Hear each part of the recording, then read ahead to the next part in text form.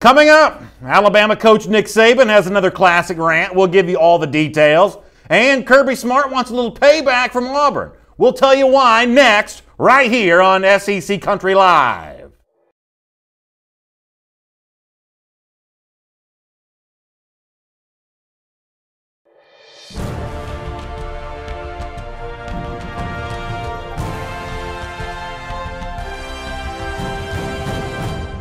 I think the starter was a little messed up there. We had to kind of like give it a little extra gas to get it going. Hey everybody, it's Brandon Adams and former Alabama All-American Mike Johnson. We're glad to have you with us here today on SEC Country Live. We got a lot to get into. A lot of it stemming from Destin, Florida, the side of the SEC Country spring meetings, which are ongoing. By the way, we'll also hear from Mike Griffith a little bit later on, who's covering them on the scene for us. It's going to be a lot of fun here today. Yeah, I think so too. And obviously, I've had a fire under me doing Roll Tide Daily earlier and having to answer all the questions about Nick Saban, so I can't wait to dive in with our SEC-wide audience about this. So let's do that right now. Item number one here on our SEC Country Live First and 10 list. Saban does kind of go off in sort of classic fashion. The issue that comes up is the idea of graduate transfers. It's been something Alabama's dealt with in the past.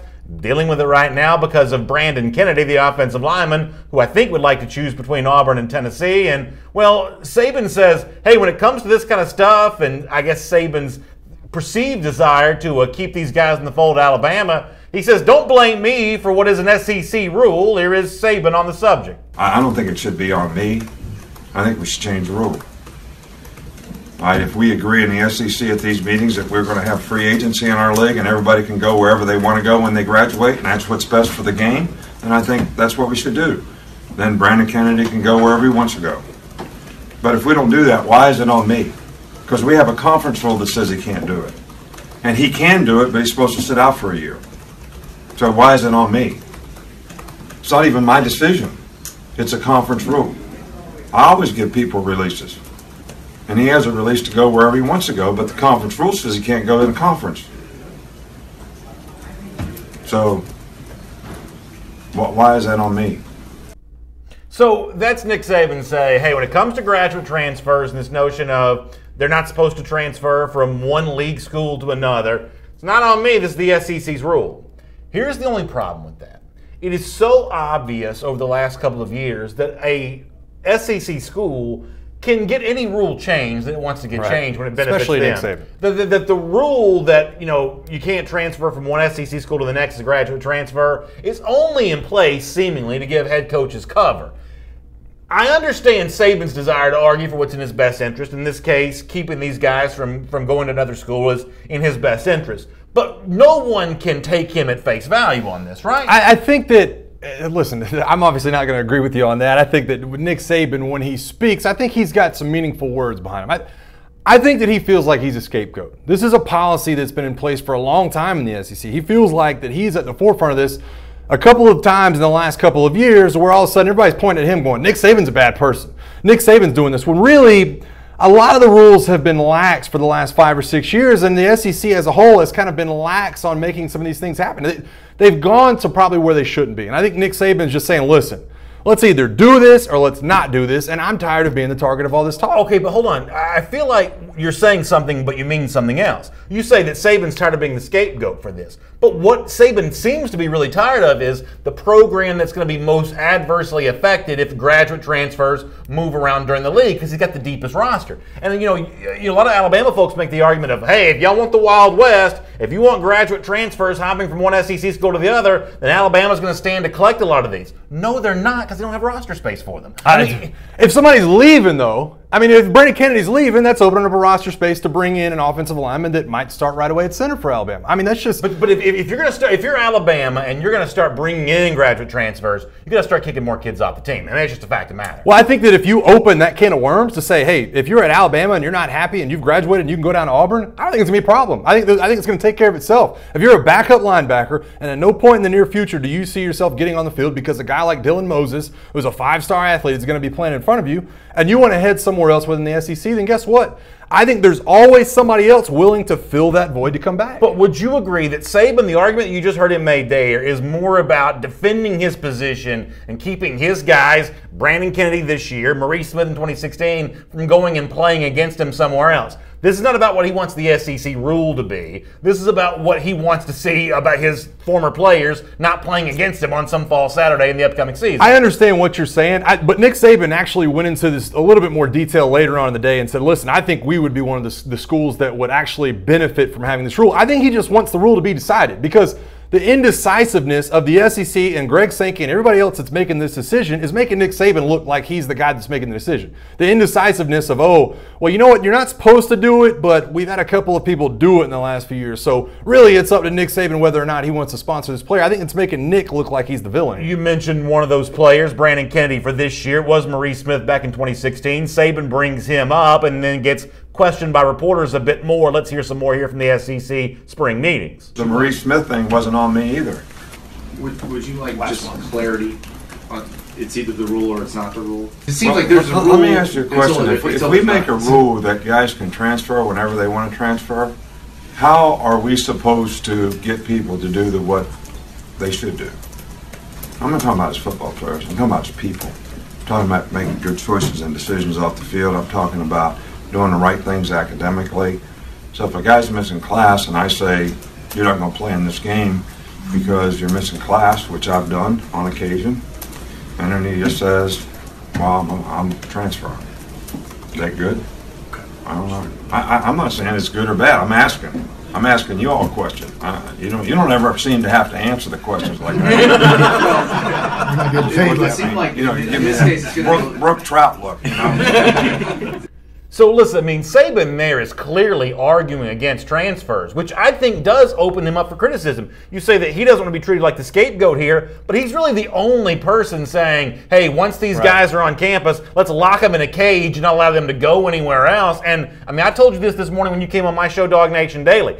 You know, if I'm a coach in this SEC, this is what I'm negatively recruiting against Saban on. Not so much his age, although I guess there's a opportunity for doing that too. But it's this idea that if you go to Alabama and it doesn't work out, Saban's going to try to hold you hostage. I think the problem, though, I think this is what Nick Saban is really. And by the way, I'll try to update you guys. There's some questions coming in about whether or not this affects grad transfers or just transfers. They're being talked about all of them, but I think a lot of people only believe that the grad transfer rule is the one that might get passed right now, right? I mean, from everything I've gathered, but. I think what Nick Saban is saying here is that, listen, I'm not the first coach that has done this. I'm not even the last coach that has done this. This is something that's come up because of Nick Saban when really every other coach or every other school in the SEC has done this before. And it's like, why does this come down on Nick Saban as being the bad guy when this has come up a million times before in the SEC? It's like a machine, though, when you look at Nick Saban and say, oh, he's got a talented roster, and then all of a sudden we're going to get mad at him for not letting him go, though. But what other SEC coaches try to block a graduate transfer? I can't think of one. But that's the reason, because it never comes up to be like in this spotlight, right? It's happened before. I mean, it's happened for grad transfers when I was in school. It's happened for people that wanted to come to Alabama. I mean, we had a guy, I think Phelan Jones, the guy that came over from LSU. It's just, it happens. Colin Peake was the same way. He was a tight end that came over to Alabama. You had to sit out the year. Even if you graduated, you had to sit out the year. But that's not the rule for graduate transfers, though. Graduate transfers don't have to sit out a year. If it's in conference, they have to sit out a year, from what I understand. Yeah. If they're going to transfer within the SEC, they do have to sit out a rule. So, and this all comes up because Brandon Kennedy wants to go to Tennessee or he wants to go to Auburn. And I think Nick's just saying, listen, I'm not the first guy that put this in place. This rule predates me, and I'm tired of being the scapegoat on it. I think that's just how he feels. So, now, in hindsight, now this is full disclosure, I think grad transfers should be able to play wherever they want to. I mean, that's just how I feel about the rule. I'm just trying to give you guys what I think Nick Saban's ranting about. And so the question comes down to along your lines, Saban's asked, so shouldn't graduate transfers be treated differently than undergraduate transfers? And, well, Saban, I think, sort of dodges the answer here. Here's a little more from Saban. It would seem like it'd be different in this case for graduates and undergraduates. The graduates can just go and the undergraduates would still have to sit out. Would that be fine, or would that be different? I think that's a rule that's something that we should address as a league.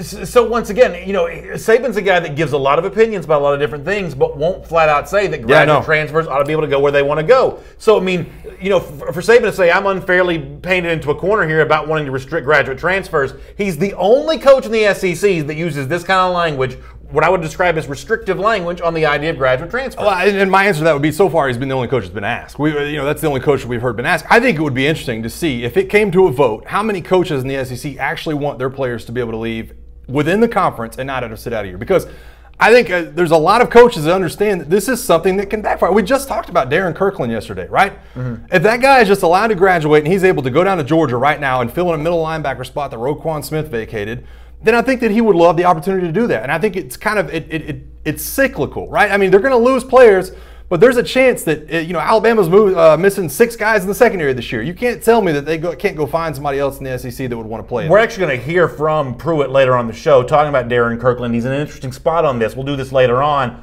where he's obviously having to talk about one of his own potential graduate transfers without painting himself into a corner about a graduate transfer he's going to try to acquire. It's actually interesting audio from Jeromy Pruitt. We'll get to that in just a moment. Let me get some comments before that on Facebook. Warren K. Baker says, I don't have a problem with him transferring. Let me see if I can get the rest of a lot of of good comments. Yeah, well, they are flying in fast here. Margaret Tyner says, I agree with Nick Saban. Jarrett Seeger says, you don't want Saban actively recruiting players other SEC schools during the season and off season. I understand where Jarrett's coming from on this. That's the perspective of a lot of Alabama fans. What I'm telling you is just by the strength of Alabama's roster, it is not in as much of a position to take advantage of transfer players the way that other programs are, because other programs either just have more scholarships available or more obvious holes in the roster. Alabama cannot become a huge destination for transfers unless Saban's going to start processing more kids out of the program. It wouldn't have to be huge. I'm not saying it would be huge. I don't think it would be 5 people a year. I don't even know if it would be 4. But I think there would be a number of key players. I mean, let's just fast forward 2 years from now, and let's say that Jeromy Pruitt up at Tennessee is not going well. Trey Smith, an All-American left tackle, decides, you know what, I'd love to go win an SEC. I'd love to go win the SEC championship, possibly try to win a ring. Jonah Williams leaves for the NFL. All of a sudden, Trey Smith looks down at Alabama and says, boy, that's somewhere I'd love to go play and try to win a ring. I think it's dangerous. And I think Nick Saban, it's like I said, I think he's being painted as the villain, but I think in a lot of different ways he's trying to be sensible about it and make sure he takes into account every school. William Emmons says Saban's crying because he wants the rule changed so he can keep the players. For me, it's got nothing to do with the rule itself. I mean, listen. The rule's in place where he is keeping the player. He doesn't, there's no rule change. But the SEC rules are broken all the time. I mean, no, I agree. The rules in place in 2016, Maurice Smith played at Georgia. Yeah. Florida's petition for rule changes 2 years in a row. They're probably going to win 2 years in a row. The rules are pliable here. They can be manipulated based on what the programs want. Saban doesn't care about the rule. He cares about the players. He doesn't want his players playing against him. That to me is what this comes down to. And you know what? If you're an Alabama fan, you would say, much like in a court of law, you have a right to make whatever case you can make to defend yourself. Saban's got a right to defend himself against transfers. But you can't say that and then not acknowledge that it's also the kind of thing that can be used against Saban as the kind of coach that holds players hostage. Well, I don't think any coach wants their players coming back and playing against them. I don't think any coach, I don't think Kirby Smarts wants one of his players to go down to Florida and he has to play him, year in and year out. I think what Nick Saban's just trying to say is, listen, either forcefully, put this rule into place and have this be the rule, or let's remove it, because this teeter-totter of going back, this is the rule, but Maurice Smith's allowed because, he appeared in front of a committee in this graduate school that he went. Either make it the rule or don't make it the rule. Make it to where they have to leave the conference or don't make it the rule. I think it's just the imbalance that's making them upset. Katie McCarty on YouTube says, I show up 20 minutes late and they're still on number 1. We were a little late getting started today, Katie, but thanks for notice. William Lay also says, Saban's going to cherry pick players, BA. You don't get it. And maybe that's the case. Maybe that's exactly what would happen. We'll take more comments on this. It's going to come back up in the show again at some point in time, almost for sure. Let me, for now, though, do item number 2 here on our SEC Country Live First and 10 list. And it's kind of interesting. I don't remember if we talked about this on SEC Country Live or not, but I did talk about this on my show, The Morning Dog Nation Daily. The fact that the other day Gus Malzahn complained about the Auburn schedule, given the fact that they've got to go to Georgia and Alabama in the same year, 2 big rivalry games, both in the month of November. And on WJOX, Malzahn said, hey, I'd just like to have to play one of them at home one year and one of them at home the other year, so you're not going on the road to both of them the same year.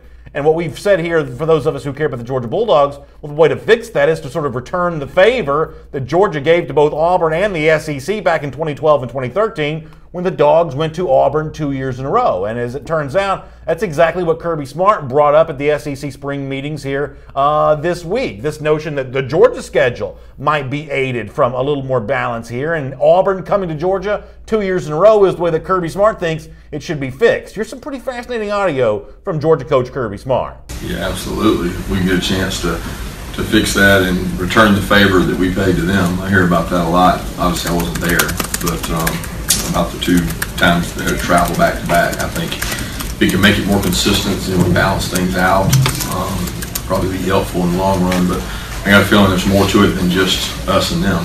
You know, it always affects so many other moving parts. But it would be nice to do that.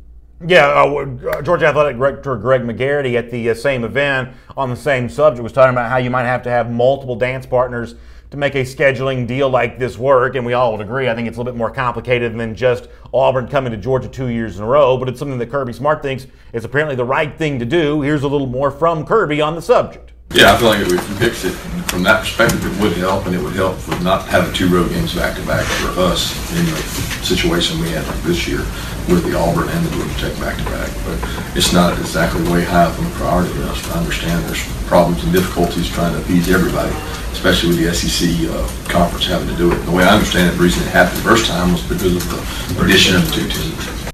So you hear Kirby Smart there. You heard the Gus Malzahn audio on the show a few days ago. Does Auburn owe Georgia 2 trips in a row to Athens? I think this is. I think this is something that needs to happen because I think there's benefits on both sides. Yeah. I mean, it's just almost too obvious, right? There's benefits on both sides, so make sure you return the favor, get the 2 games in a row, and then all of a sudden it's opposite years for Auburn to play Georgia and Alabama. I think this is a slam dunk. I don't know why. I mean, obviously it's like you said, you have to have more dance partners. You have to move some other things around. You have to make sure there's other people on the schedule willing to accommodate this. But if it benefits both programs, and there's both programs are obviously in the driver's seat right now. Why not make this happen? Why can't we make this happen and try to accommodate everything? And I know there's talk about 9-game schedule and all this stuff coming up. This seems easy enough to make it a slam dunk. Philo Beto has a great comment in the YouTube comment section. He says, there was once a home field disadvantage in this series. We had better luck in Opelika playing Auburn than we did in Athens. It is true, predating you, who you're younger than I am, you go back to the 80s, there was a long streak of the road team winning every year in the Georgia-Auburn series. So it's kind of funny that we're now talking about this on the basis of home field advantage. But as a guy who obviously has the Georgia shirt on today, I think what's interesting about what Kirby Smart has to say right there is this is clearly the dawning of a new age at UGA. There was a version of Georgia athletics and Georgia football back in 2012 and 2013 that would just sort of do whatever the SEC needed for them to do, go to the hated rival Auburn 2 years in a row. Hey, if that's what's good for the SEC, that's good for us. Kirby Smart is not playing that game. No. Kirby Smart is not cooperating with anybody here. And I think from the perspective of a Georgia fan, looking out for yourself is the right choice to make there. I don't have any problem with that at all. And I honestly, it brings up a little strand of jealousy in me when you look at Kirby Smart coaching at his alma mater. I just think that,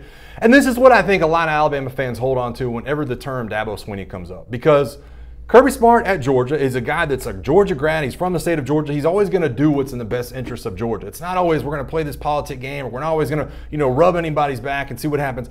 Kirby Smart wants to do what's best for Georgia. And I think that this is one of those things that's a slam dunk in that direction. Like I said, I think it's best for Auburn too. And I can't imagine something like this not being easy to make happen. Brent Hickman says, not sure why this is such a big deal. Just let Auburn and UGA do it. How does it affect anyone else? So this is one of those deals where I guess I'm just not smart enough to understand this either, because what I have been told is that if you flip-flop just these two, you'd get like a huge imbalance where one team only got 3 conference home games one year, another team got 5 conference home games the next year, that somehow that the math is not as simple as just Auburn coming to Georgia 2 years in a row. I don't quite understand that. I think it has a lot to do with the neutral site game against Florida. That all of a sudden things get skewed and there's a heavy amount of home games one year and a heavy amount of road games the next year. And it's something the adjustment had to be made when the conference expanded. But when you throw in the neutral site game against Florida, it can skew things in a hard direction. You have to be able to move around other opponents and see if those things can be put in place. Harold Herman asked an interesting question on the Facebook comment section. Harold says, why should they reschedule just because Alabama and Georgia are good this year? They have to play on the road. What's going to stop other schools from changing their schedule when it has hard road games? Well, one of the things we have seen in the SEC is, and Alabama's been on the unfortunate receiving end of this, is when Alabama got to be really good, we saw bye weeks in front of the Alabama game on virtually every team in the SEC West schedule. Like seven games one year. So we've seen some of this already, but this is not sort of like flavor of the month scheduling, something you've kind of complained about in the past. Yeah, I don't see it that way. Alabama and Georgia have always been Auburn's 2 toughest games. Having to play them both on the road in the same season, that would have been a problem 20 years ago. It'll be a problem 20 years from now. As long as there's SEC football, these are going to be Auburn's 2 most important games and the 2 games that you want to have some balance with. No, I agree. And to try to bring that into perspective for a Georgia fan that's out there or any other fan, I mean, to me, it's like if you played a home and home with Florida, and then the next week, or very close to that, had a home and home with Auburn, and they were on the same thing every year. It was like 2 away games, 2 home games. I think this is easy, and I think that the way the Georgia schedule, I don't think this is a flavor of the month thing. I really don't. No. I think that this is something that both teams benefit from. Yeah, absolutely. Van Bird on Facebook says, if Auburn wants to change, they need to agree to playing at UGA back-to-back years. And that's where Kirby's coming from on this. This idea that we're doing favors, from a Georgia perspective saying this, we're doing favors for the rest of the SEC. The last favor the SEC got from Georgia was the last one they're getting. Yeah, no, and I'm trying to find the comment that you just read a minute ago, because it was like, what's going to stop other schools from changing their schedule when it has hard road games? Nothing. I mean, that's kind of where I stand on it. I don't think anything is going to stop some of these schools from changing their schedule. We schedule cupcakes. I want to see the cupcakes go away. I'd love to see a 9-game conference schedule. Fix the schedule. I don't see any problem though with kind of massaging a home and away game. I like this idea this comment from Brock Weaver, who is an Auburn fan. He says, "I'm down to change it. WDE. It makes life heck in the late part of the year." And what Brock's sort of bringing up on this, it's sort of funny that, like, apart from Auburn coming to Georgia 2 years in a row, but just the idea of sort of, for the fans who go to the games, flip-flopping this thing so Georgia's got some rivalry balance from year to year on its home schedule. So Auburn's got some, balance here with its 2 big rivalry games in November. This is actually, I think, one of those rare things that Auburn fans and Georgia fans can both kind of agree on. That's why I don't know why it wouldn't be a slam dunk. I know you got to massage the schedule. I know you got to move some other parts of it around, obviously, so the home and away games are not skewed. But it seems like it should be relatively easy. I can't even remember. I'm trying to think the whole segment of the new AD's name at Auburn. I can't think of his name for the life of me right now. Yes, I don't know. But anyways, him and Greg McGarry to get together and get that done. All right, item number 3 in our SEC Country Live First and 10 list. Another coach speaking at these SEC spring meetings is LSU coach Ed Orgeron. He's talking about Joe Burrow. Mike, I'm going to read some of these quotes to you, but it certainly sounds like Orgeron is excited about the start of the Burrow era, although maybe a little cautious in terms of how he's trying to cast a lot of this. Yeah, no, I think so, and I think he should be excited. And I think it's like I said, I don't see how this can be possibly picked apart as a bad move, other than kind of dividing the quarterback room. But I think it's a move Orgeron had to make. All right, here they are. Montgomery Advertiser gives us a couple of these. This is Ed Orgeron speaking about Joe Burrow. Joe's an outstanding quarterback, and he's a game changer. He's a difference maker, but he's going to have to do it here. All the things we heard about him are true. He's smart, he's tough, he's got accuracy, and we wanted him. We saw all on film. We wanted him. The chance to play in the SEC was big for him, and what he told us was, there's an opportunity for you here. We don't have a starting quarterback right now. We're going to give you the opportunity to win the quarterback job, just like we do everybody else. And I told him, we started 5 true freshmen last year. Everybody has an opportunity to play here, but nothing's going to be given. That is Ed Orgeron, the LSU coach, is quoted by the Montgomery Advertiser down there at the SEC spring meetings in Destin, Florida. That is what Ed Orgeron says he told Joe Burrow. Right. Do you think Burrow chose LSU on no more than the promise of a chance to compete? No, I don't. I don't. I think that this was made very evident in the way that Ed Orgeron was probably talking to Joe Burrow, because, listen, there was other opportunities there, and there were opportunities to go to places that he knew people and go to opportunities to places he competed. We heard the word nervous, right, in the build-up to this whole decision from Joe Burrow's. I think that Ed Orgeron put it very plainly to Joe Burrow that, listen, you would be automatically the most talented guy we have on the roster. You'd be the most accurate. You're athletic. You can do all these things. We need a quarterback at LSU, and we're looking at you to be the savior. In my opinion, I think that's what the sales pitch was. Lawrence Robinson says the issue at LSU is the offensive coordinator. Ensminger's not proven, and I would probably agree with Lawrence on that. At least not proven in sort of the modern sense of college football. He's been around coaching for a long time. But if I'm an LSU fan, getting Burrow does make me feel better about Ensminger, because I think one of the real knocks and one of the real sort of moments of proof that the Matt Canada era was not going to work out for LSU was the fact they really landed no quarterback there in 2018, which leads me to believe that on the recruiting trail, there was just way too much talk about the dissension between Orgeron and Canada, and the fact that it just wasn't really working there between those two guys. I think recruits heard that. Quarterbacks wanted no part of LSU. The fact that Burrow chose LSU when he had some other place he could have gone, at least that speaks highly enough of Ensminger to say that someone's willing to validate him a little bit. Yeah, no, I think so. And I know there's going to be questions about Steve Ensminger. I've been one of the worst ones. Like, what are we really getting here? To me, the sales pitch all along for Ed Orgeron being the head coach was that he was a CEO style, and that he was going to bring in a guy like Matt Canada or Lane Kiffin that could run the offense. So I think falling back to a guy like Steve Ensminger that he could be comfortable with didn't make Ed Orgeron look that great. But I'm with you. I think this is a little bit of a new page. I think that having Steve Ensminger run this offense with a new quarterback and they can kind of grow things together. I don't know how well Joe Burrow's adjusts in the short time span, But I'm with you. I think this is a good look for Steve Ensminger. On Facebook, Esteban Esteves, who's an LSU fan, says, like I've mentioned before, it's just options to have. Burrow still has to earn it. Narcisse will still be the guy down the road. I 1,000% agree with Esteban on the idea if it's good to have options. You want to ensure likelihood of finding a quarterback that can play. I don't agree with Esteban, though, about Lowell Narcisse or any of the other LSU quarterbacks. And Esteban knows his stuff when it comes to LSU, but I believe there's writing on the wall here that 3 guys were watched closely during the spring. Yeah. None distinguished themselves. The chances of any of these quarterbacks ever starting a game for LSU, I think right now, are pretty low. No, I think so too. And that's just, listen, we had LSU fans in the comment section, especially our guys on YouTube, that were saying, listen, you fractured the quarterback room. Justin McMillan with a tweet right afterwards saying, boy, you know what? They're going to go recruit this guy. What am I doing here? I think it's such an intriguing thing to me to look really and read between the lines, because that's what we do best on the show, to say, listen, Ed Orgeron understands that the leash is not a mile long. The leash is not a mile long for you down at LSU, and you've got to do something quickly. And I think Joe Burrows was the answer to that. I think that Ed Orgeron had a hard look in the mirror and said, listen, can I get to that 10-win plateau with the guys I have in this room? Can I get back to an SEC championship caliber team? I'm not sure I can. Let me go get somebody else. Cliff Nelson says, you check Ensminger's offensive numbers when Coach O is the interim. That's the proof that's in the pudding. And, maybe Cliff's right about this, and maybe you could tell me that your feeling on this is different. I mean, I remember watching some of those games in 2016, and what I watched, and Cliff, correct me yourself if I'm wrong about this, but what I watched was, remember that dismantling of Missouri, which was the same sort of like running the football that we'd seen a lot? I mean, these were great numbers for the LSU offense, but it really didn't visually look all that different than the Cam Cameron era. So the numbers, I guess, the LSU offense overall were pretty good, but visually it was sort of the stuff that they had run out of town when they ran Cam Cameron out, right? Yeah, no, and I really do. Under Steve Ensminger during that interim period, I think LSU started to hit their stride offensively, but if I'm being flat honest, I think they had a lot better players during that interim period. I really do. I mean, I think that you look at the players out on the roster, they had a lot of good offensive players. So I'm not ready to say it's apples and apples, that this is going to go right back. I think that Steve Ensminger's play calling that year was a lot easier than it's probably going to be this year. I think he's got to develop an offense that looks differently than the one that got Les Miles fired, right? That's why they fired Les Miles, because the offense looked like it did that year. So Steve Ensminger taking it over and then trying to run a completely different offense this year, I don't think is that much of a slam dunk. So a real quick final point on this, and then I want to talk about the Tennessee situation for a moment. Burrow was in a very crowded quarterback room at Ohio State. Tate Martell is a really good recruit, and it sounds like this Haskins kid, I haven't really seen a ton of him play, I'm not going to lie to you, but I know his reputation from a recruiting standpoint himself. It sounds like this Haskins kid may be the real deal for Ohio State. It is no knock on anybody to say you're not the starting quarterback at Ohio State right now, and I hate Urban Meyer.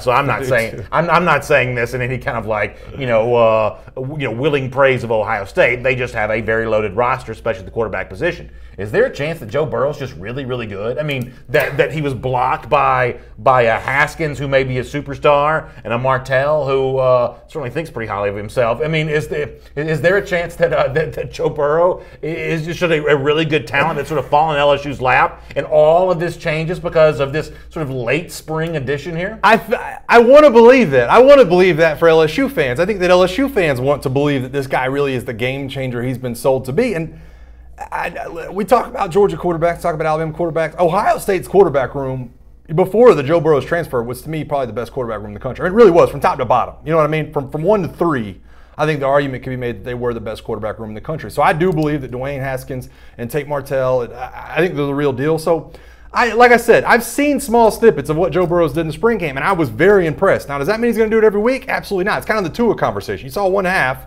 Can that be done throughout the entire year? We won't know until they kick it off. All right, about 10 minutes from right now, we're going to check in live in Destin, Florida. We'll talk to Mike Griffith, who's on the scene there covering the SEC spring meetings. Speaking of Mike's team, though, the team that he covers for SEC Country, the Tennessee Vols, let's make them the subject of item number 4 here on our SEC Country Live First and 10 list. And I mentioned this before. We started the show with a lot of Nick Saban talk about graduate transfers, and Saban is sort of emphatic about what he wants, which is for his players not to leave his school. Beyond that, it gets a little murky. But maybe even a little bit more confusing is the stance that Jeromy Pruitt's forced to take. Because he was in the ironic position of trying to attract a graduate transfer from Alabama and Brandon Kennedy, the offensive lineman, but also trying to deal with a would-be graduate transfer, his linebacker Darren Kirkland, who, as you pointed out yesterday, if Kirkland stays, he's arguably among the best players in the Tennessee roster. Well, Kirkland did stay. listen to Jeromy Pruitt talk about Kirkland's decision here, and listen to these very carefully chosen words, given the fact that Pruitt's still trying to build his roster and potentially using graduate transfers to do it. Here is Jeromy Pruitt on why Darren Kirkland chose to stay. A lot of these guys in this day and time, when they graduate, they kind of feel like they've fulfilled their obligation. And it's kind of this day and time, you see a lot of folks moving from one school to the other. And, I don't think that Darren was unhappy in any way. He just wanted to see if there was any possibility that he might want to further his career, and he decided he won't stay at Tennessee. He might have wanted to further his career, but he decided he wanted to stay at Tennessee. I mean, I got to give Pruitt credit here. I have wondered aloud, does he have the temperament to be an SEC head coach? Not because I think he doesn't, just because that's a question you would ask of almost anyone when they take on a head coaching job. That is very head coach-like right there. That's very senatorial, politician speech. The idea of, well, he may have wanted to further his career somewhere else, decided not to. Those are carefully chosen words there from Jeromy Pruitt, and I think a pretty good job of keeping a player in the fold here. I agree, and we talked about it kind of being a recruiting effort yesterday when you talk about some of the things he's been able to do. I think it's a big deal, and it's like I said yesterday, Darren Kirkland is probably the second best player on the roster. Jeromy Pruitt, I hate to say it, right? I kind of like to say it because I consider Jeromy a friend. Growing on the job, like is that one of the things? He's getting more friendly. It seems like he's being more candid with the media. He's kind of explaining things better. He's being better at wording things because, keep in mind, this is a guy who doesn't talk to the media much in his coaching career. So it's almost like he's learning on the job. I like what's coming out of his Yeah, so I didn't have a chance to cut this up and play it. The context would have gotten lost as well. But there was a follow-up question. What Pruitt says there was like, did he get into why? And Pruitt, without missing a beat, goes, why he chose to stay, and then just started talking about that, as opposed to what the real why probably was of, why was he considering leaving in the first place? Because that's what obviously matters here. Why did Kirkland maybe think about wanting to be somewhere else besides Tennessee? But Pruitt saw an opportunity to sort of pivot that back to why he would want to stay. And I really agree with Perry Williams' comment here in the Facebook comment section, who says, critics can say what they want. This is great news. This is a win for Coach, #GBO. And I agree with that. I think it is great news for Tennessee. For a roster that needs help, you want as many players, both current players to stay and be committed, and new players to come in the mix. And Jeromy Pruitt's doing some of this here. I do think if you're a Tennessee fan, now most Vols fans, I don't think are on the fence about Pruitt. I think they're all pretty excited about him. But this is another reason to be optimistic about what Pruitt might be able to do. He understands that it's roster strength that wins games in the SEC. And I find myself continually going back to the comparison between new coach at Tennessee, Jeromy Pruitt, new coach at Florida, and Dan Mullen. What makes me nervous for Florida is all their success from the media standpoint seems to be built around on what Dan Mullen's going to do coaching up these players. That to me is a bunch of superstitious nonsense. I want to have a coach that brings players into the fold. Pruitt's grabbed graduate transfers. He's prevented a graduate transfer here. He's bringing in a new quarterback. That's what gives me hope if I'm Tennessee. Yeah, no, I agree with you, and I think it's interesting looking to Mike and Michelle Tankersley, obviously Tennessee fans in the comment section. I like what he's doing at Tennessee so far. Saw him live last Thursday night, and he's well spoken. That's something. Yeah. That's something I don't think we've heard a lot. Talk about, we heard the that kind of thing coming out of Jeromy Pruitt's mouth. Talking about him being well spoken. Talking about how personable he is, because honestly, the Jeromy Pruitt I know is not the Jeromy Pruitt that's been in front of the podium. We've heard recruits say it. He can chop it up. He can talk. He's very personable. You can develop a relationship quickly with a guy like Jeromy Pruitt. And I think Tennessee fans are going to start to, I don't want to call it a trap, but I feel like they're going to start falling into that trap of saying, hey, listen, we're going to love this guy in a hurry because he's saying all the right things and he's going to make our football team tougher in the end. What I think will be very interesting is, can Jeromy Pruitt be humble in the face of bad news? Because, I'll go back to Kirby Smart for a moment, who's very similar to Jeromy Pruitt, a former defensive coordinator at Alabama who became a head coach. And Smart can be abrasive with the media. But go back and watch some of his press conferences from 2016 when he got beaten up by some pretty bad SEC teams. He was never abrasive in those moments. He stood there and took his lump from reporters, and he just sort of, accepted the blame for the loss, and they chose to move on. Kirby has chosen to sort of be brash to the media in moments of good times, not in moments of bad times. Right. I think that's an important distinction to draw here. And Jeromy Pruitt's going to have to do the same thing with the media after losses, and there are some coming for Tennessee this year. And by the way, with the recruits, when they tell you they're not coming to your school, you got to make sure that you've got the proper demeanor then. And if you do, you may be a head coach, my friend. No, I agree with you, and that's so interesting that you bring that up too, because it's something that when Nick Saban got to Alabama, I wasn't sure what to think of it. We went out and beat Clemson to begin the 2008 season, and Nick Saban stepped right in front of the camera and basically told the media to shut up. You know, he didn't want to hear how good the game was. He was like, "It's one game. Shut up." You know, and you know, the legend grows, and it's all about rat poison. Jeromy Pruitt's going to have to learn the other side of that, though. You're right. I mean, he's going to have to learn how to say, you know, not step in front of a camera and throw his team under the bus in times of hard times. I agree with Hannah Michelle here. She used an interesting phrase. She says he's starting to lighten up. The fans are frustrated because of lack of transparency to an extent. The fans love him, but they want to see and hear more from him. Media is shut out during practice pretty much. They can't report anything. And Hannah, you're probably right. You know, there is going to be that same sort of buttoned-up policy for Pruitt that probably exists for a lot of the other SEC coaches. But her description of him lightening up, I do think that some of that's happening now. I think he's got a long way to go in terms of being as comfortable in his own skin as more experienced coaches like, say, Will Muschamp are, who kind of cut from the same cloth here. But Hannah's phrase there, I think, is a pretty good one. The notion that that's where you have to go. You have to be able to not take yourself so seriously. And it seems like Pruitt's doing some of that. No, I think so. And I think it's a fine line, though, because I think a lot of Tennessee fans kind of expect Jeromy Pruitt to be the polar opposite of Butch Jones, right? I mean, you just do. You don't expect any of this howdy-doody stuff. He's just going to come out and tell you what you want to hear. But I think there is a fine line for him to walk where he's got to be more personable in a lot of different ways, because we've talked about this. He's never been a head coach. Yeah. He doesn't know what it is to raise money. He doesn't know, you know, a lot of these things that come along with head coach. And that's what I said to begin the segment. I think he's learning on the job. All right, we're setting an all-time record for being behind here. So let me what see are if we I on, can 4? make up a little. Oh my let me God. see if I can make up some ground here. Item number 5 in our SEC Country Live First in 10 list. Dan Mullen, speaking at the SEC spring meetings, talks about how the Florida offense in 2018, the one that he's going to be leading as head coach, being different than some of the ones that he led back in the last part of the last decade when Florida was obviously dominant. I thought that Zach Alberverdi, who's always done a great job on Chomp Chat, the Florida podcast with our friends here at SEC Country, I thought Zach had a good description about how this version of the Mullen offense might be different for a necessary reason here at the moment. Take a listen to Zach and we'll talk about it. There are some fans that are still living back in that era and thinking about what Dan Mullen's offenses used to look like here at Florida, that it's easy to just expect or feel like, hey, when I think on that pass and what it's going to look like now, it is going to be those 08 Gators again, or the 07 or 06. But as we all know, as much as that might be the thought that everybody goes to in their mind when they think about a Dan Mullen offense, that's not what you're going to see in the first year with this group. So that's an interesting description there from Zach, that, you know, that you may just have to make this a little bit more simple. That was the word that's been kind of thrown around here. Simplify this a bit, given the fact that you're just not working with the same level of talent. That's indisputable, or undisputed? Undisputed? That's obviously true, right? No, it's definitely true. And you see this a lot, in my opinion, from defensive coaches, right? You know, you get the 2-gap schemes and the 3-4 and, you know, who's got contain. A lot of times when you simplify defenses, whether or not it's the best situation for your defense, allows guys to fly around, right? You can fly around and make plays with athleticism, and if nothing else, at least you're going full speed. That's the offensive version of this, though. It's like, hey, listen, you know, maybe the offensive line isn't going to be as good as we probably want him to be. Why are we going to ask a quarterback to go through 4 reads? Let's get 2 reads, let's get the ball out of his hand, and let's make sure no matter what we're doing it at full speed.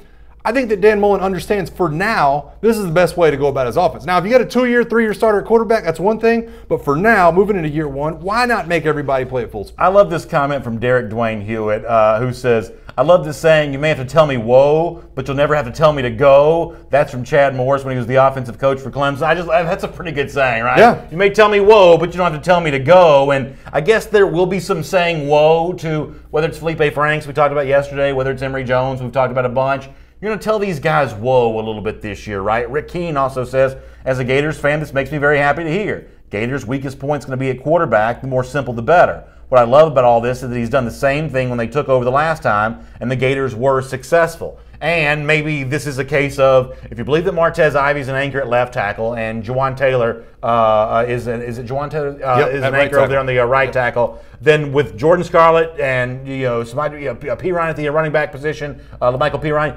that you can create that and then use play action off that maybe. Yeah, definitely. And it's all coming. Listen, there's so many question marks, right? I mean, we've talked about Jordan Scarlett. I think Jordan Scarlett's going to have a great year, but what are we really getting out of Jordan Scarlett, right? Yeah. We haven't seen him in a couple years. So It's going to start with that. It's going to start with the offensive line. I think that allows you to play fast. Listen, if you're starting off on first down and you're getting 6 yards on first down, and guess what? You can get back up and snap the ball faster. If you're getting tackled for loss on first down, your offense isn't going to look that fast. And so I think it's all up to establishing it at first. I think that's what Dan Mullen's kind of pointing to. Hey, let's play with a ton of speed to begin this thing. All right, let's check it in Destin, Florida right now, where Mike Griffith has been on the scene doing a great job of covering the SEC spring meetings. And Mike, if you don't mind, let me start with this.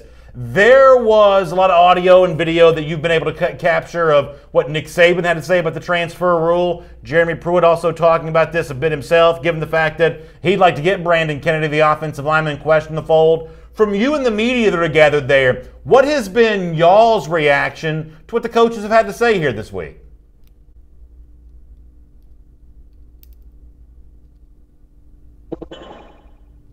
The reaction is that they've been kind of a lone wolf when it comes to wanting this transfer to have to sit out for a year. All the other coaches are saying that they're advocates of the players and that they want these players to be available right away to play and not have to establish an in-state residency clause for 1 year and sit out a year. So that's kind of been the reaction of the media, is that we think that guys, I don't know if I'm losing you here. Okay, I'm back. Can you hear me now? Sure thing, Mike. You good? Okay, all right, I can see you now. Yeah, the reaction of the media is that Nick Saban is kind of on an island, and they're going to vote on it, and it sounds like that transfer guys are going to be able to play right away without any penalty. But they're probably going to be a vote at the end of the week. Is there a new hot topic that's emerged here today? Obviously, the graduate transfer stuff dominated the day yesterday. What's been on the conversation docket so far today?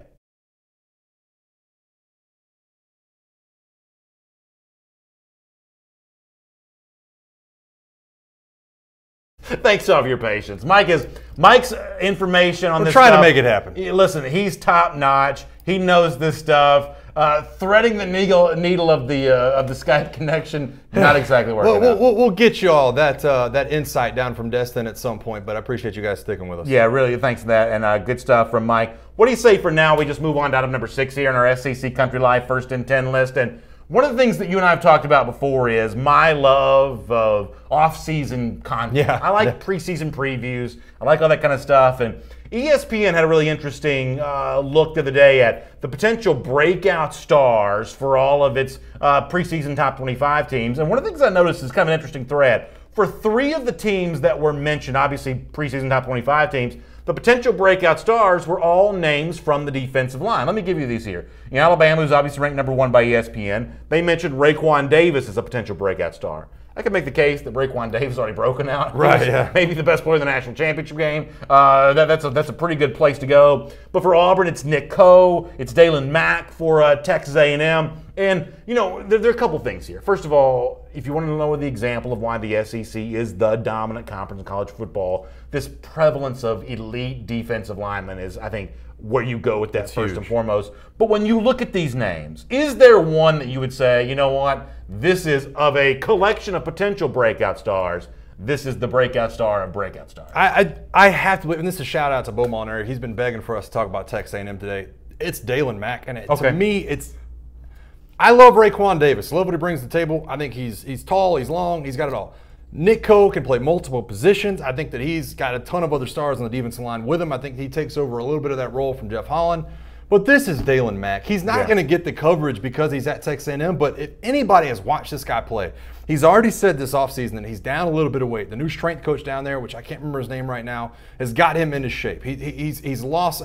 This is a 5-star recruit. This guy is so explosive in the hips. If you go back and watch the spring game, which I have done a couple of times, he is throwing offensive linemen at the start of the spring game. This guy, to me, is an absolute star in the making down at Texas A&M. Here's what Alex Scarborough writes about Mack. He says, Mack's a familiar name to SEC observers, but beyond a few eye-popping YouTube highlights, the former 5-star prospect hasn't delivered on high expectations as an Aggie. This spring, though, the defensive tackle showed up in better condition. That was clear during the spring game, which, as you mentioned, he had a sack on his first play of the game there. And Mack may be one of the great examples of the transformation that's attempting to take place here in College Station from Kevin Sumlin, who I think of as a finesse-style coach, and Jimbo Fisher, even though Fisher's background is on offense. I think of Fisher as being cut from that Nick Saban mold, where you're going to see immediate upgrade in physicality on both lines of scrimmage. And for like an underachieving former elite prospect like Mack, he may stand to benefit more than anybody. I mean, to me, you'd be hard-pressed to find a better coordinator hired this offseason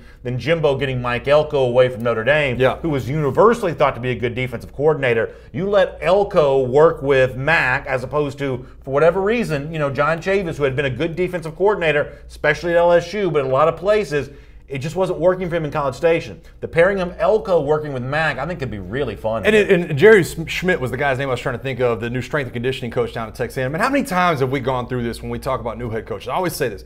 There's three things they've got to be good at. It's game day coaching, recruiting, and development. And you can check those boxes off with Jimbo Fisher, right? You can check the head coaching box off with Jimbo Fisher. You know that he's going to get the most out of these players. He's a national championship coach. He knows what strength and conditioning program should look like. Add in Mike Elko, add in Jerry Schmidt, add in what this guy has, the fact that Zaycoven Henderson's not going to be there anymore. He could be up for an absolutely massive year if he's not, being absolutely double teamed at all times on the inside. David Hardy on the Alabama side of this says, how about Isaiah Buggs as a breakout defensive lineman star along with LeBron Ray? I mean, I do think they're both, pretty good options here. And, listen, I expect the Alabama defensive line to be great once again. I do too. And that's what's tough about it for me because, to me, when you're talking about breakout stars, you're talking about one guy you can circle. And that's not a knock on Nick Coe and it's not a knock on Raekwon Davis. I think they're going to be a part of great defensive lines at both their respective schools. But when I see Texas A&M and I see this defense and you see what Dalen Mack is capable of, he will be the star up front. It's not going to be, an Isaiah Buggs to a Raekwon. He is the star up front. Bo Molinari agreed with what I said about Mike Elko being a big impact on Mack there. Esteban Estevez says, and by the way, Esteban's an LSU fan, giving praise to a Texas A&M guy here, saying he's a beast. He should have been a big name from the beginning. And you know what? Because so many of us follow the recruiting stuff as closely as we do, I think we have a tendency, and I'm as guilty of this as anybody, of being impatient with some of these guys. Right. But there are examples of the light coming on a little later. And, it's better late than never here. And ultimately, when the story of Mack is told in a college uniform, you're going to remember what he does from this point going forward as opposed to what he maybe didn't do up to this point. No, I agree. And he's even said that the lights come on. He says he dealt with a lot of immaturity early in his career. And sometimes that happens, man. That's why I try not to pile on guys like Emory Jones that don't show up when they should be seniors in high school and play that well, because the fact of the matter is sometimes it takes 2 years. If we talk about development, sometimes it takes other guys longer to get there. Grind Hard on, which you always laugh when I say that, on YouTube brings up the name Marcavius Big Cat Bryant from Auburn. And this is an example of a name that's probably too outside the mainstream for the ESPN writer to mention in a piece that more casual college football fans are reading. But if you want to talk about real potential breakout stars, Raekwon Davis is not an example of this. Raekwon Davis was all over the field, all over the field in the college football playoff. But Big Cat Bryant in an expanded role here in 2018, that may be a breakout star right there. I agree. Auburn fans in our comment section tell us the good things about him all the time. We're hearing nothing but real deal stuff from him. It was a big time get for Auburn in its class of 2017. I think he's going to be huge for the Tigers this year. I think he is too. And the athleticism's there. And listen, Big Cat Bryant, obviously a huge recruit, but it goes back to what I was saying. If we're going to name breakout stars, to me, that entire defensive line at Auburn is going to be great. I mean, Marlon Davidson, Nick Coe, you name it from left to right. Those guys are going to have studs all along the defense line. They might be the best front seven in the SEC this year. How about your boy Morgan Recton just taking shots on YouTube? He says, y'all realize we still have like 4 more topics, right? Listen, we're doing the best we can. What do you want? Yeah, Teresa Lowry having our back saying, they started late, Morgan. We're going to finish late. Yeah, that's right. Thanks. Yeah. Let's find somebody else to blame this on other than ourselves for just talking way too long on the other stuff. We've actually got some really good stuff to do here before we're done. So if you're with us, stay right there, and we're going to have a lot of fun talking about the SEC. And after all, who wouldn't want to spend the afternoon doing that right there? We appreciate you being a part of our show each and every day on that. Let me stay with the same vein of topic here for item number 7 on our SEC Country Live First and 10 list. Once again, on the notion of breakout players from ESPN in the preseason top 25 for Georgia, who ESPN has ranked number 4. They mentioned Monty Rice, a linebacker who's got big shoes to fill here in 2018. One of the guys given the charge of filling in and becoming the next Roquan Smith. Now, Monty Rice, not thought to be that kind of player necessarily, but some of that productivity's got to be replaced somehow. Here's what Alex Scarborough, once again for ESPN, writes about Georgia linebacker Monty Rice. All eyes were on inside linebacker this spring with Roquan Smith moving to the NFL. It appears that a strong candidate to replace him has emerged. Rice, a sophomore and former four-star prospect, shined at G-Day by leading all players with 14 tackles. How'd you like to be Monty Rice and have ESPN saying, and now all you got to do is be just as good as Roquan Smith? Is that unfair for Monty Rice? I think it is unfair, but I think that he's willing to rise to the occasion. I don't think he wants to say it's unfair. I think that listen, bring on the praise. Talk about me early in my career, because I think he has the ability to live up to that. And he showed flashes of it last year as a freshman. I think that moving on, he's one of those guys that does more with less. This is why that some people, pointed, what was he, a 3-star commit? He was 3, yeah. This is why, a lot of people look at specific star grades on specific players and say, not all these matter. I want to say that he was a 3, and some of our commenters will correct me on this. He was a 3 on one of the services, he was a 4 on another, but he was not a composite 4-star. Right, yeah, and that's why I say, listen, this is one of those things where a guy like this can rise to the occasion, and he can become a good player, and sometimes it just takes a little bit of development. A lot of people who follow recruiting closely remember Monty Rice had one of the strangest initial commitment ceremonies anybody's ever seen. Instead of having like a hat show on the table, he had like a Georgia hat, an LSU pennant, and like a pair of Auburn shorts. And when true? He chose LSU, he like waved the pennant. Is that true? That is true, oh yeah. God, and that's good the stuff. LSU commitment lasted like 2 weeks, and he chose Georgia, and dog fans are glad of it. By the way, when Roquan Smith himself looks in on who he thinks the next Roquan Smith might be, he sees Monty Rice as one of those names. Recently, I had Roquan, the Butkus Award winner, on my show, Dog Nation Daily, and here is Roquan's thoughts on who the next Roquan at Georgia might actually be. There's a lot of stuff for guys back there right now. I'm looking for a lot of competition to be going on this upcoming spring, because all those guys have great skill sets. From Nate Trez, he's one of the leaders of the linebacker room. Then you have a guy like Tate Crowder, Monty Rice, then Jaden McBride. So it's a lot of guys there, man, that has a chance to definitely make some plays this upcoming year. So I'm definitely thinking it'll be a rotation or anything like that, because all those guys have some special skill sets. Bo Molinari says, "B.A. Monty Rice get that 4th star when he signed with Georgia." Man, they ain't no Georgia bump. They ain't no Georgia bump. He got the Georgia bump. Listen, you ask these Georgia fans, there's no Georgia bump whatsoever. Get used to it, I like what Rel Bridges says on Facebook. He says, it's not unfair to make the Roquan Smith comparison for Monty Rice or any of these linebackers. A bar has been set, and it's on him to get there and clear it. And there is a higher standard at Georgia now because of what guys like Roquan Smith did. I don't disagree with Rel Bridges on that. I think that's the beauty of it. And I won't go into depth on this topic, but when I was a junior in 2008, we lost 2 All-American offensive linemen off our offensive line. We had to replace those guys, but there was a standard set. There was, hey, you got to plug back in and do the same things. The next year we were able to be really successful. And Cliff Nelson on YouTube, right on schedule, anytime Roquan Smith names comes up, Cliff, the big LSU fan, says, I think y'all mean he may be the next Devin White. Yeah, listen. That's right on schedule right there. I was going to say, this is something that's going to be ongoing, too, because Devin White is headed back, obviously, to LSU. Yeah, listen, I think that Dev's going to have a huge year. He's I do too. in a conversation for top player in the SEC. There is no doubt about that. And speaking of LSU, let's make them the subject of item number 8 here on our SEC Country Live First and 10 list. LSU getting a big 2020 commit at the quarterback position. This young man making it official on social media, TJ Finley, says, I thank God for this opportunity. I'm committed to Louisiana State University, kind of keeping it cool with the hat down low there. What do you make of LSU obviously needing quarterbacks for the future? Burrow's got 2 years of eligibility.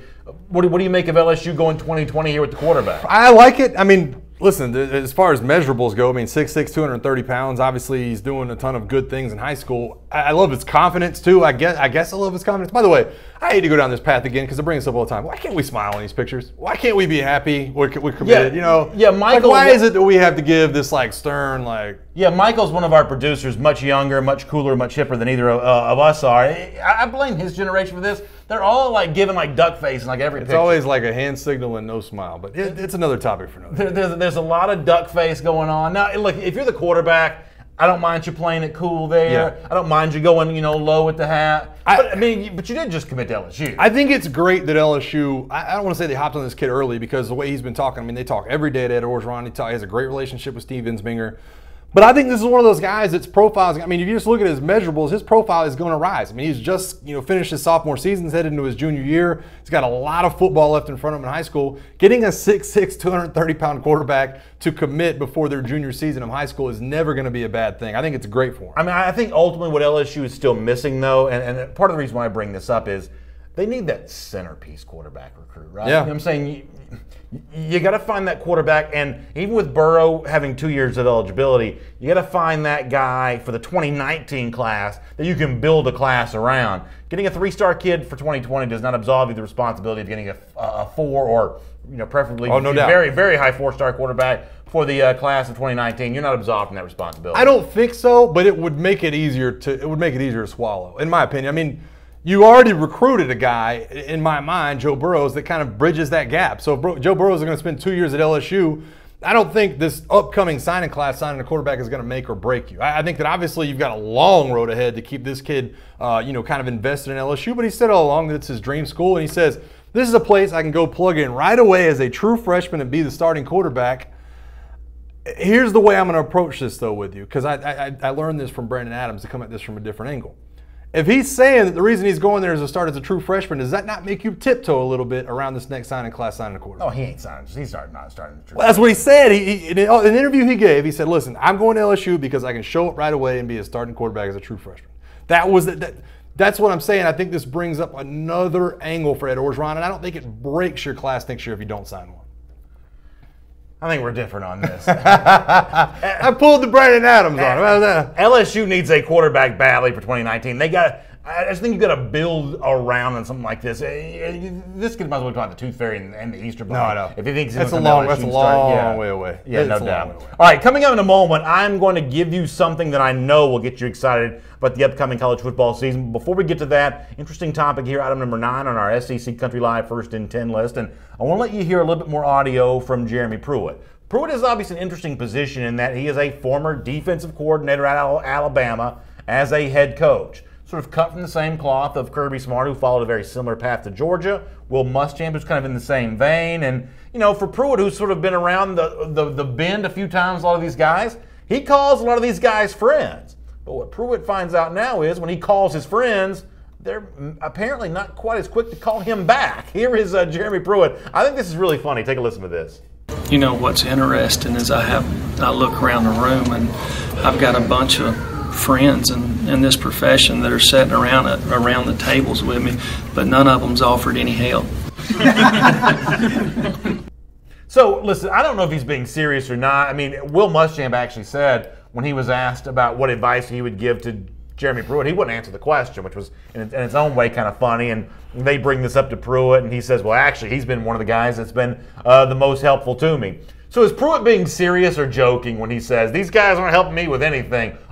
I mean, when you are truly legitimately friends, and like, say, Muschamp in Kirby's case, they are, really legitimate friends, how much help do you give each other? How much shop talk do you allow yourself to have? I mean, what would you say about that? I think there's a pretty good amount that goes on. Listen, I don't think Nick Saban talks to a ton of people on his phone, but I think in terms of Muschamp and Kirby and Jeromy Pruitt and probably Jimbo Fisher as well, and all these coaches really that have coached together at certain times, I think there's some of it back in there, right? I think you talk. I think you probably weigh in on transfer issues. You probably weigh in on 9-game conference schedules, but I don't think you say, boy, this kid that I'm recruiting, he really likes this or he really likes that. I don't think that you go into that dynamic. Now, I do think that more than people realize, you do talk X's and O's, in my opinion. I think that's the way you evolve as a coach. I think getting coaching staffs together helps you out. Listen, when I was at Alabama, Bob Stoops showed up with his defensive staff, wanted to learn from Nick Saban some of the things. I think you have that talk, but I think it is different with them being in the same division. I mean, I said this the other day when we were talking about Jalen Hurts and